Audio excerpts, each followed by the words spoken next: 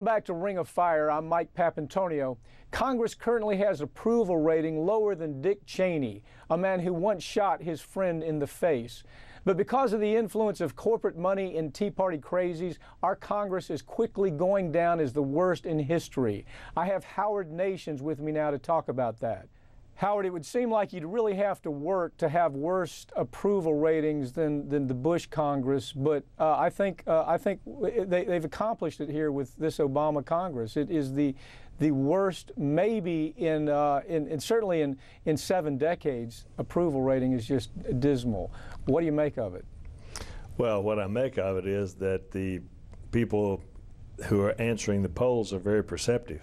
There's a 15% approval rating of the Congress. My only question is, who are the 15% that think they're doing a good job? Well, I mean, the things that are flying in people's face now, we see this week these congressmen, congresswomen who thought that, by golly, they understood what their constituents wanted, and they went and they voted against background checks. Okay, so right now you have them plummeting 17, 18, 19 points in their various districts, and I suppose it's going to take that. Here you had a situation where 90% of the public said, yeah, we do want background checks. The Congress defied them. They defied public opinion, and maybe there is a chance that the voters will remember that. But historically, we don't really see that. In other words, we'll see a plummet like that, 17 or 18 points, but it turns right back around because Americans have such a short memory on things like this, don't they? Well, the senators who had the 17 and 18 point plunges are not up for re-election. And it'll be years before they come up for re-election, and this will be history by then. The best example of how the Congress right now, we have a Congress that is of the lobbyists, by the lobbyists, and for the lobbyists. I mean, that's what it's all about. And it's manifest just this week when we saw that the Congress passed $436 million purchase of Abrams tanks, despite the fact that the Army says we don't want any more Abrams tanks. And 57% of the public says we want cuts in defense spending and in military spending. Why do they do that? Because the lobbyists, the defense contractors, have the Congress in their pocket. So they're passing. This is one of the few things that the Republicans, Democrats, House, and Senate all agreed on. They agreed to $436 million for Abrams tanks that we don't need. Well, I mean, we saw that just last couple of weeks, the story of the fertilizer plant down in West Texas, down your way, and we saw that time and time again, the locals were asking for government to get involved. They actually went to Congress and they said Homeland Security needs to take a look at what's happening here. Congress sat on their hands. The people who should, the very people they went to and said, we need you to take action, completely ignored it. And it was apparent why they ignored it, wasn't it, Howard? Well, it's apparent why they ignored it for 2 reasons. One is the Congress. First of all, they've gutted all potential regulations. They've gutted OSHA. There has not been an OSHA inspection of that plant since 1985. And this is a plant where 15 people are killed, 11 of whom are first responders, 200 people injured. They were storing 1,350 times as much ammonium nitrate as you can store without reporting it to Homeland Security. They didn't report it, but OSHA can't inspect it because OSHA has been completely gutted by Congress, which begs the question, why would Congress gut OSHA? The answer is Koch brothers, chemical manufacturing industry, who wants no regulation whatsoever on things such as this.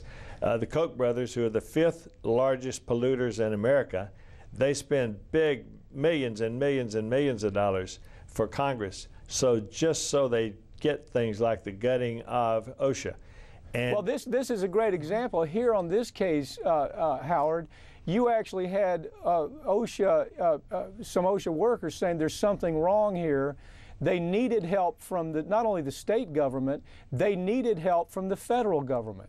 They needed Homeland Security to come in there and understand that there were violations that were being taking place every day. But when they went to Washington and they said, look, we have a problem down here, the reason Washington didn't respond was because of the lobby money. It was just exactly Totally.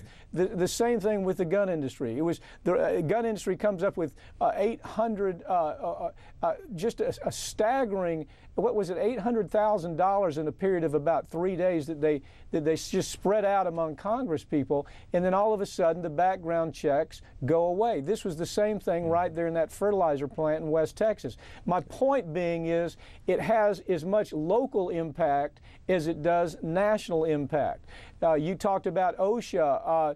The number I saw with just the way they've been gutted, and that is somebody who looks out for your local interests, the safety of workers, the safety of health, safety, and welfare of workers of all types in a given industry. But if they've gutted it so bad that it would take 98 years for the few number of OSHA workers that are out there to inspect the plants that need to be inspected. Well, you have to understand, too, that in addition, we have the problem in Texas that this mental midget we have for a governor brags about the fact that there are no regulations. They tell businesses, come on into Texas, because in Texas you will be unregulated. And this is exactly the product of that type of collaboration between the Congress yielding to the lobbyist and the governor, the state government, yielding to business interest. Well, we also saw this, but here again, there is such a disregard by this Congress for what they just absolute disregard that we talked about last week. The story where you had in the dark of the night, you had President Obama sign off on a bill that allowed the top management of government, 28,000 government workers that were able to hide and able to keep secret their personal investments, where we didn't know what the conflicts might be. We didn't know what the bias might be. Because this president signed off, Congress was almost unanimous on the idea that they didn't want to disclose this information on the internet, for example, where people could research and say, well, before I vote for this person, let me see what their interests are. So they have a notion to where public opinion doesn't really matter to them, does it? That's the way it appears. Well, public opinion doesn't matter to them, because if you see voter preferences in the polling today, voter preferences, 92% want deficit reductions. Not going to happen. 92% want they want to have less spending. That's not going to happen. And then everything that we have, there's the 50% want climate control, climate change, legislation for climate change. That's not going to happen. Right, but nevertheless, and matter of fact, they're saying all we want is some significant defense spending, but then the defense industry comes in and they complain when it's even 1%. They talk about reducing 1%, and the defense industry goes crazy, but the American public understands we're squandering money, but yep. Congress is unresponsive to what the American public wants right now. That's what's so frustrating to the average voter. Absolutely, and with good cause. The average voter on that is absolutely correct, because they're getting nothing out of all the polls that are out there on what the American public wants. Absolutely none of them are being met.